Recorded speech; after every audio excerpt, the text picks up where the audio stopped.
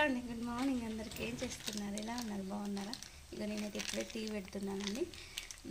ఈరోజు లంచ్ బాక్స్లోకి ఏం చేశానో చూపిస్తారండి. మీరు ఏం చేశారు? టీ కాఫీ అయిపోయిందా? బ్రేక్ఫాస్ట్ అయిపోయిందా? లంచ్ బాక్స్లోకి మీరు ఏం చేశారు ఏంటి అని కామెంట్ తప్పకుండా కామెంట్ చేయండి. పదని చూపిస్తాను. ఇదిగో లెమన్ రైస్ చేశానండి. మా ఇంట్లో ఏ కదా లెమన్ రైస్ అయితే లంచ్ బాక్స్లోకి చేసేసాను. మా వాడికి పప్పులు పల్లీలు అంటే ఇష్టం ఉండదు, అందుకే వేయలేదు.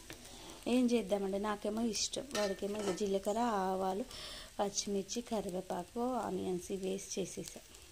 నెక్స్ట్ వచ్చేసి చపాతీ అండి. చపాతీలు అయితే చేసేసాను. ఇక చపాతీలోకి టమాటా కర్రీ చేస్తే అయిపోతుంది. ఇది లంచ్ బాక్స్లోకి పెట్టి వాడికి కొంచెం చపాతీ పాలు పోసి తినిపిద్దామని పెట్టాను. ఏమవుతుందో, వాడు పాలు అస్సలు తాగడండి మా బాబు.